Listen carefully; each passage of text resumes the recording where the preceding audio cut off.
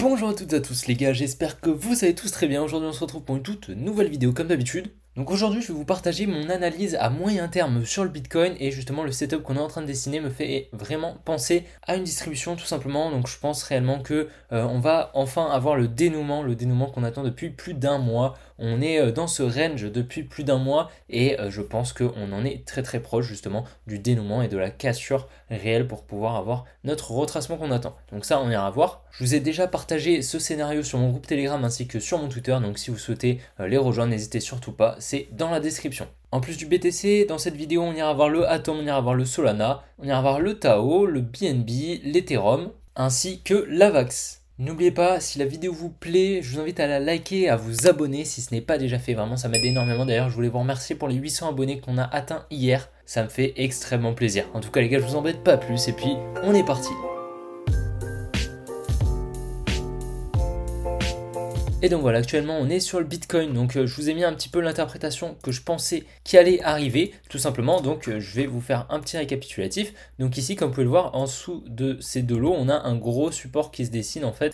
D'ailleurs, c'est un support qui a fait résistance plusieurs fois, si on se met en daily, on le verra un petit peu mieux. Donc voilà, comme vous pouvez le voir, on a un support résistance au niveau des 25 000 $ qui détient bien évidemment énormément de liquidité si on vient le casser. C'est pour ça que je vous l'ai mis ici, je vous ai mis en fait sell side liquidity, ça veut tout simplement dire que lorsqu'on va venir le casser, on aura ici énormément d'ordres en vente qui permettra à la smart money de racheter tous ces ordres en vente afin de placer ces ordres. Comme vous le savez, elle est tellement grosse qu'elle ne peut pas appuyer simplement sur un bouton pour placer ses ordres. Elle a besoin de créer justement cette liquidité et c'est grâce à ce genre de setup, ce genre de support justement qu'elle va pouvoir créer, placer ses ordres et une fois qu'on cassera ce support, elle pourra placer la majorité de ses ordres et on pourra entamer le bull run comme on le connaît et comme on le veut bien évidemment. C'est pour ça que ça m'étonnerait qu'on commence le bull run sans venir chercher ce niveau de liquidité qui est clairement extrêmement important. En plus de ça, il est créé par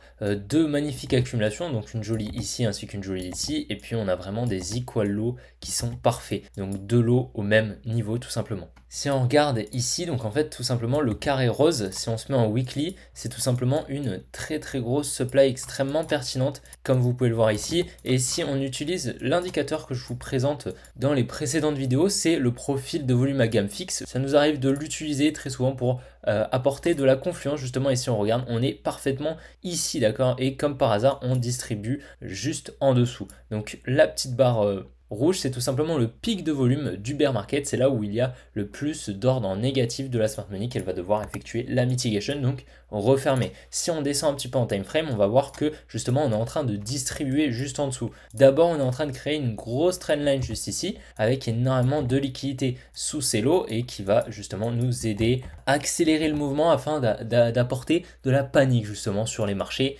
Et ça, c'est extrêmement bearish. Clairement, ce genre de trendline, en général, quand ça apparaît, c'est pas ouf. À la limite, si on passe un tout petit peu là pour repartir, ça aurait été un petit peu mieux. Là, non, vraiment, on laisse tout et on distribue au-dessus. Donc là, clairement, c'est pas top. Comme vous pouvez le voir, on est en train d'effectuer une distribution. Donc on crée des equal highs juste ici. Donc des equal highs, c'est tout simplement l'inverse des equal lows. Donc c'est plusieurs highs au même niveau. Donc ici, on aurait notre buying climax, notre mouvement haussier et puis ici l'automatic rally. Donc comme vous pouvez le voir, je vous l'ai marqué juste ici, l'AR. Et donc on pourrait mettre notre trading range à ce niveau-là, comme ceci. Et donc ici on aurait donc notre secondary test juste ici. Donc on pourrait également le mettre ici. On en aurait plusieurs bien évidemment pour créer une résistance qu'on est venu liquider avant-hier soir, comme vous le savez, avec donc un mouvement qu'on appelle dans les phases de week off un uptrust, donc UT. Donc c'est la première liquidation d'une distribution et puis on aurait une deuxième liquidation qui arriverait afin de venir chercher donc notre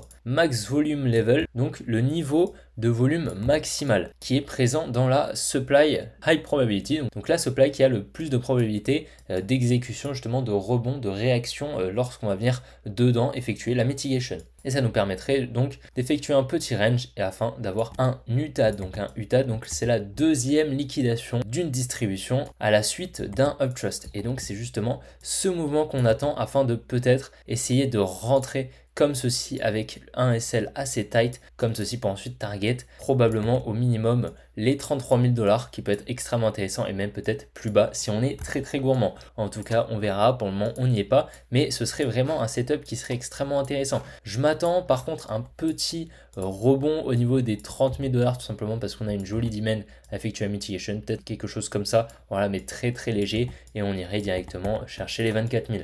Une fois qu'on casse ce support, ce serait extrêmement rapide, je pense. Donc vraiment une liquidation pour ensuite repartir tout simplement parce qu'on injecterait énormément d'ordre en achat, ce qui créerait vraiment un remue-ménage, donc vraiment un très très gros mouvement haussier et on entamerait réellement le bull run tel qu'on le veut. Donc voilà mon analyse, c'est une analyse, là je vous partage les arguments, une partie des arguments, j'ai un peu plus d'arguments là-dessus, comme par exemple le fait qu'on n'est pas connu depuis le bottom de grosses baisses, hein, comme vous pouvez le voir, on est autour des 20%, ici on est à 20%, ici on est à 20%, donc voilà, on n'a pas connu de grosses baisses alors que dans tous les cycles, vous pouvez vérifier, on a au minimum connu des baisses 40 à 50%.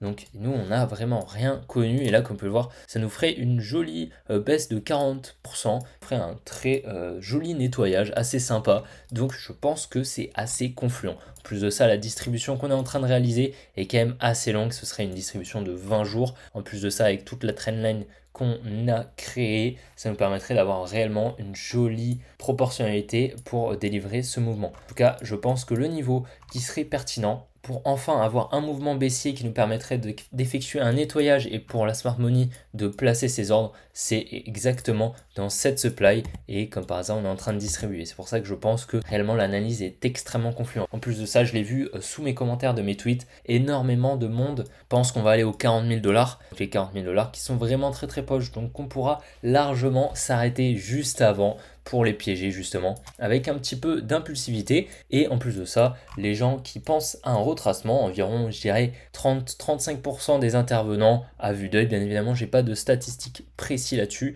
pensent qu'on va s'arrêter aux 30 000 $ juste ici, qui serait un très très gros support. Donc c'est pour ça que je vous dis, si on fait un petit rebond, on va piéger probablement pas mal de monde et lorsqu'on va venir les casser, énormément de gens vont vendre pensant qu'on ira aux 25 000. Puis ils achèteront probablement autour des 25 000 et lorsqu'on viendra casser les 25 000, ils vendront pensant qu'on va aller chercher les 20 000 $. Donc voilà, je pense que ça va se passer comme ça se passe très souvent comme ça. J'ai pas énormément d'expérience comme vous le savez, je n'ai que 18 ans, j'ai commencé il y a 3 ans les marchés financiers, donc lorsque j'avais 15 ans, donc j'ai quand même 3 ans d'expérience, c'est pas énorme, mais de ce que j'ai pu voir durant ces 3 années, et énormément de backtesting, énormément d'heures de backtesting sur les paires dans le passé, j'ai pu voir que ce genre de scénario arrive très très souvent. En général, dans la bourse, c'est quand même assez moins violent que dans les cryptos et même en backtestant le Bitcoin, on voit clairement que ce genre de mouvements peuvent arriver et arrivent à chaque cycle. Donc je ne vois pas comment ce cycle, au contraire, serait exempté justement de ce nettoyage. Et au contraire, hein, justement, en plus de ça, avec tous les intervenants qui commencent à rentrer dans Bitcoin,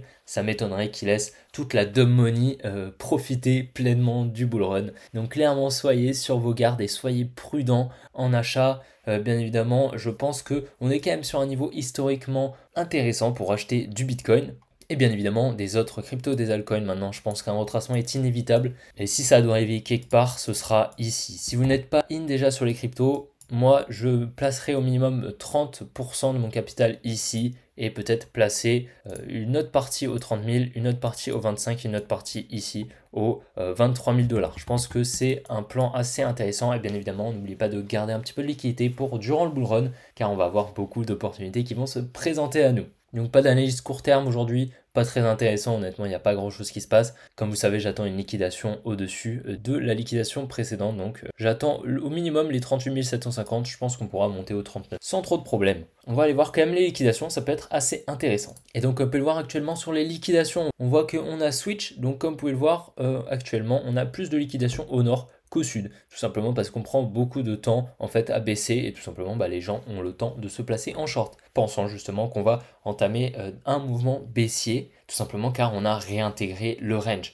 et donc ils vont target l'autre borne au sud du range, la trading range pour nous. Et donc ils vont probablement se faire piéger car comme vous le savez, j'attends une deuxième liquidation un peu plus au nord. Et ça nous le confirme justement, comme vous pouvez le voir, on a 313 millions au nord et on a environ 277 millions au sud. Donc c'est léger quand même, on n'a pas une très très grosse différence, mais il faut quand même la prendre en compte et ça prouve justement que la réintégration n'a pas été assez rapide. Ce qui est très intéressant, c'est justement les réintégrations assez rapides. On vient très très rapidement chercher l'autre borne et ensuite on vient liquider tous ceux qui sont rentrés pendant le mouvement baissier avec un petit retracement pour ensuite repartir au sud. Donc ça c'est intéressant et je pense que c'est ce qu'on aura durant la deuxième liquidation qu'on attend. Sur Solana, à court terme, comme on peut le voir, donc on est venu chercher Celo juste ici qui était de l'inducement. Actuellement, je pense qu'on va entamer une structure haussière, donc venir chercher au minimum cette supply que je vous ai partagé. Comme on peut le voir, on a donc cassé la trendline juste ici. On vient donc de récupérer pas mal de liquidités. Voilà pourquoi on a eu une réaction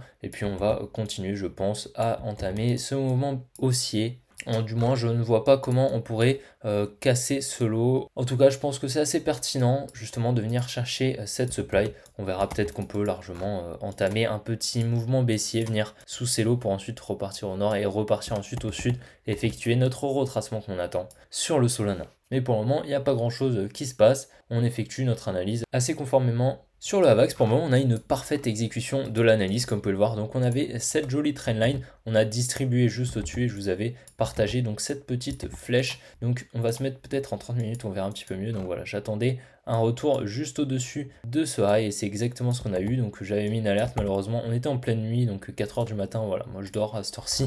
Donc, malheureusement, je n'ai pas pu prendre de position, mais par contre, on a une exécution de l'analyse qui est assez propre, assez parfaite. Comme on peut le voir, on conforte encore ce support, donc on crée encore plus de liquidité juste là, qu'on viendra liquider dans les prochains jours, sans trop de soucis. Et puis je pense qu'on pourra largement entamer un mouvement baissier, une structure baissière, pour ensuite venir chercher ce lot. En tout cas, c'est ce que j'attends. Petit aparté les gars pour vous dire que demain je ne posterai pas d'analyse sur la chart, par contre je vous posterai une vidéo, donc la deuxième partie de la vidéo sur les structures, la vidéo pédagogique. Donc demain je vais vous partager des exercices justement pour vous exercer et appliquer la théorie que je vous ai partagée dans la première vidéo pédagogique. Donc voilà, je vous embête pas plus, le message a été passé et puis on se retrouve sur le prochain coin. Sur Tao, on a eu une parfaite liquidation au nord, comme vous pouvez le voir. Donc j'attendais une liquidation au nord pour ensuite venir chercher la borne sud.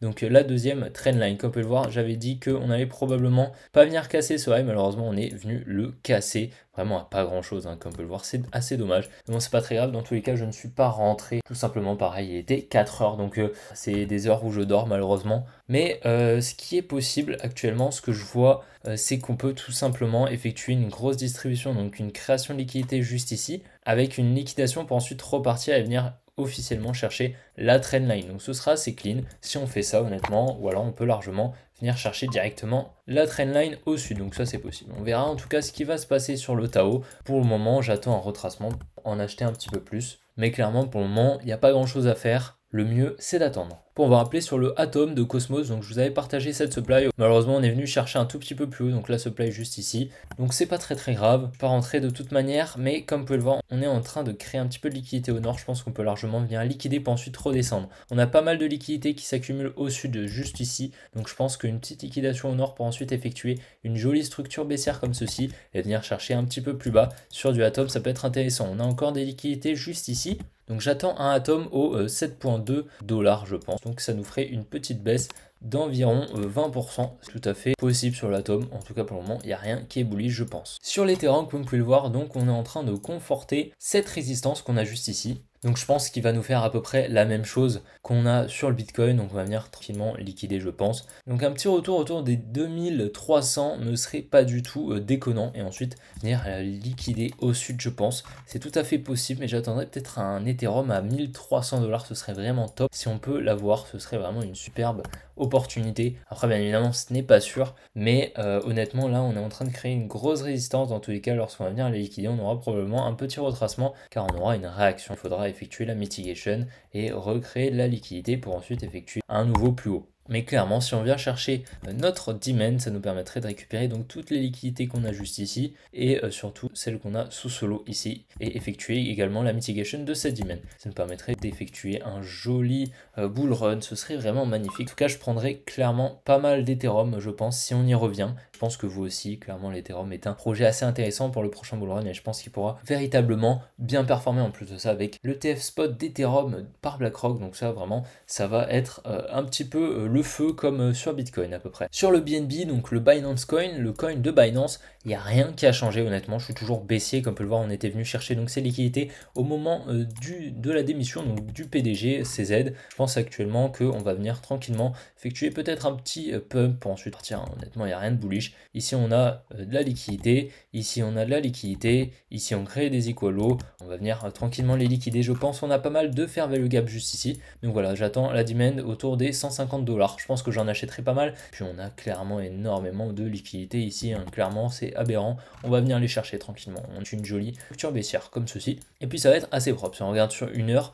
on est en train de créer de la liquidité un petit peu au nord, juste là, on va venir tranquillement liquider ce high je pense, pour ensuite repartir au sud. En tout cas ça me paraît assez confluent honnêtement, donc on va voir en tout cas ce qui peut se passer, mais j'achèterai probablement du BNB lorsqu'on y sera autour de 160 $, 150 $, je pense que ce sera des bons prix pour le bull run. Également actuellement je suis assez haussier sur le Litecoin, donc comme on peut le voir on est en train de créer une espèce de trendline, donc là c'est soit maintenant on se retourne et on entame une baisse, soit on va venir tranquillement avoir un petit retracement pour ensuite repartir, c'est possible d'accord, mais on est en train donc de liquider la trendline, donc ce qui est possible c'est qu'on juste on la liquide, on distribue juste au-dessus, qu'on fasse un petit peu comme le AVAX et qu'on entame un mouvement baissier, mais comme on peut le voir on était venu donc chercher la demand très subtilement, un petit peu trop subtilement je pense, si on était réellement haussier on aurait effectué peut-être une mitigation un petit peu plus profonde, mais bon, on a quand même récupéré énormément de liquidités, toutes les liquidités qu'on avait ici, on a tout récupéré, donc maintenant ce qui est possible c'est qu'on ait une dernière jambe haussière. Donc voilà, il faut quand même pas l'écarter, mais actuellement c'est assez mitigé honnêtement. On va attendre justement la réaction de la liquidation, si on a un petit retracement comme ceci pour ensuite repartir, ou si au contraire on entame un mouvement baissier. Donc ça également ça dépendra pas mal de Bitcoin. Qu'est-ce que fait le Bitcoin? Bien évidemment c'est le grand Manitou des cryptos, comme vous le savez, c'est un petit peu lui qui mène la danse. Et donc voilà les gars, j'espère vraiment que la vidéo vous aura plu, je vous invite à la liker, à vous abonner si ce n'est pas déjà fait, on est de plus en plus sur la chaîne YouTube, ça me fait extrêmement plaisir, et puis n'oubliez pas de rejoindre le groupe Telegram si vous n'êtes pas déjà membre, on est plus de 300 et chaque jour on a des nouveaux membres et je vous remercie. N'oubliez pas de faire un petit tour sur mon compte Twitter également, je poste énormément de contenu chaque jour. Donc les gars, on se retrouve demain pour la prochaine vidéo, la deuxième partie de la vidéo pédagogique. Allez, ciao les gars.